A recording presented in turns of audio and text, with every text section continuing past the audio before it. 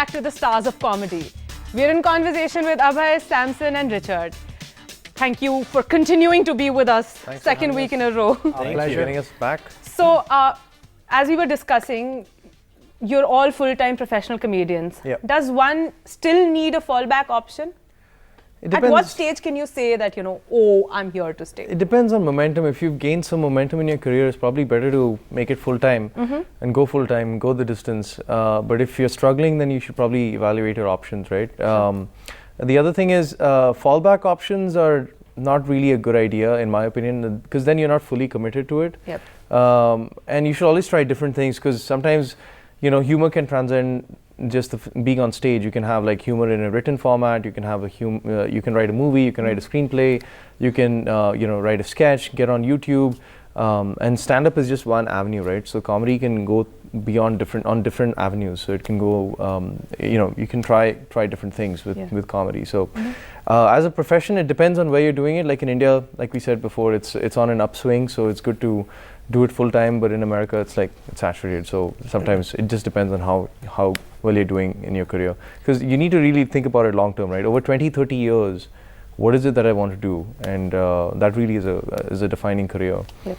So I just want to mention, it depends on the type of person you are also, because there's two things.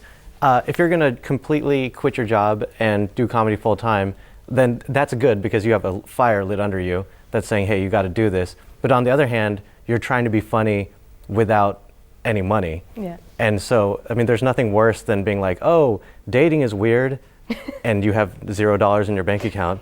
That to me doesn't seem very enjoyable. Yeah. If you're the kind of person that can weather that, that's okay. Yeah. And but I also think that there's merit to having a day job so that you can be comfortable and you can be yourself on stage. Yeah. Without something actually bogging you down, pulling you down. Yeah, To, or at least have like a cushion of cash so that you don't have to, at least make sure that your finances are in place before you go in full time. Yep. That's really important, because it's like with any creative profession, there are sometimes there can be uncertainties, and you don't really plan for that, but it can happen. So you need to be prepped for that, I guess. Yeah. I think that's a very different perspective.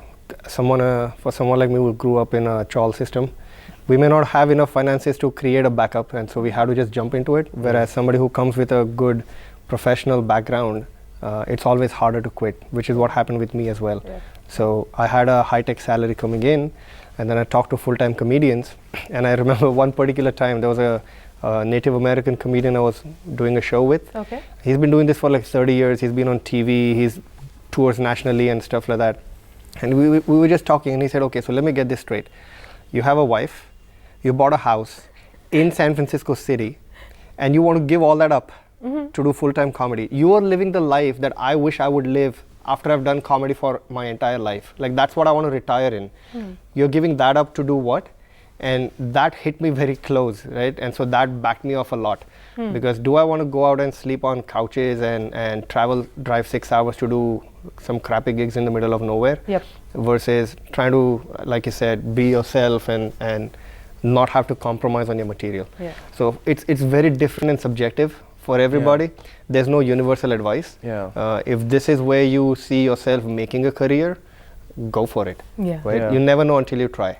Yeah. But how much time till you succeed? Like, there That's could be that also very instant hit. Correct. Or you could actually take a while till you get that plateau to Yeah. where, you can say, I think the now best I'm- analogies we come up with is cricket, right? His you have favorite. I love you cricket, have man. you have people who shine right out of the gate. Yeah. Like not everybody's a Sachin Tendulkar. Yeah. They come once in a generation. Yeah. So you will have those amazing comedians who will just come up and just rise through and become the big thing. Yeah. And then you have all the others who are trying to make a mark. They'll be in and out. They'll do something. They'll lose something.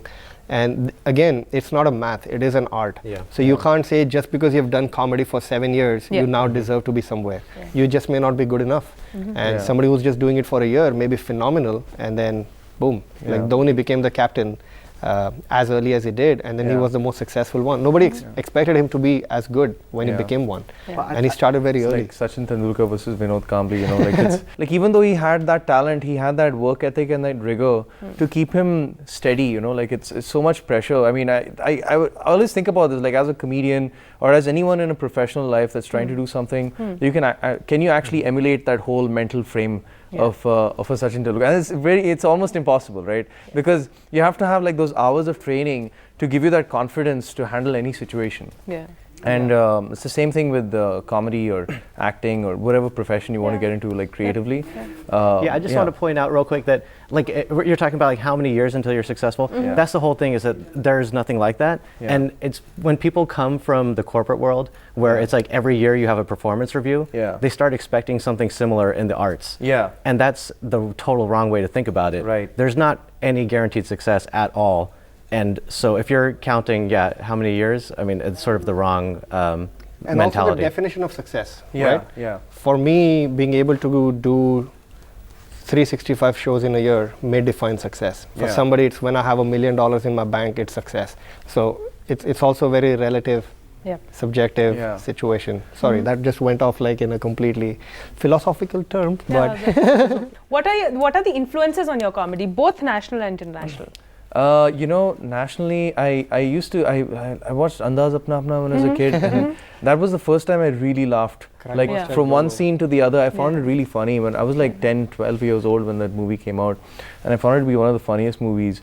And we still go back to it. And then there was like these old Randhir Kapoor movies, BVO BV, that was like really silly, but it was funny. At the time I found that funny. And then as I grew, I found like some of the stuff that, like nationally at least. There was some, like Delhi Belly was a fairly funny movie. Some scenes were well written in that movie. It did really well. And then, that's the kind of stuff that I laugh at, And then there's internationally, like comedy wise, I never get bored of watching Office Space.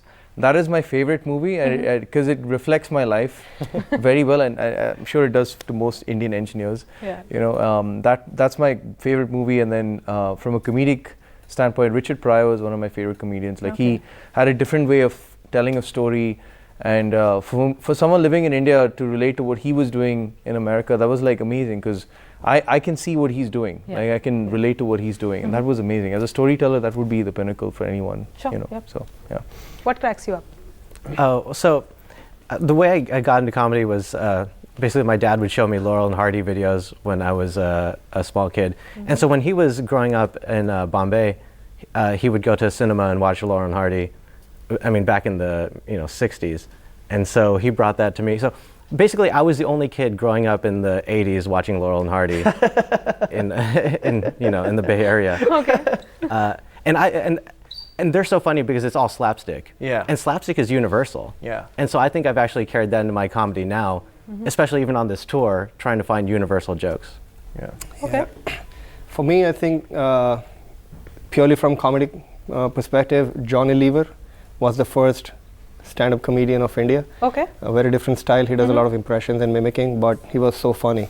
And when he made his foray into Bollywood, again, he had been doing stage shows and he'd been doing it for so long. People probably don't know about how hard he worked to get to where he is. And now he became like the mega star. And still be actually as clean as he is. He is, right? And then, like, I remember a phase in like 90s, before I left for US, in 90s when you had Johny Lever being publicized. Like, Johny Lever is in this movie, there's going to be something good in this movie because Baki 90s movies, half of them were crap. And so he made the movies more watchable. Like, you would actually wait for him to show up on screen. And so I had seen a lot of his stage shows as well. He also used to hang out in the area I grew up in, which is Dongri in Bombay, one of the most hardcore areas of Bombay. And then going to the West and watching stand-up as an art form, which changed my perspective completely. Watched a bunch of guys, Chris Rock and all the big names that we have all seen. But the guy who influenced and changed my comedy was Carlin. I hear a lot of Indian comics also mention that name. Everybody's inspired by him. To me, he was the pinnacle of what a stand-up should be. Very satirical, political, almost philosophical in his approach.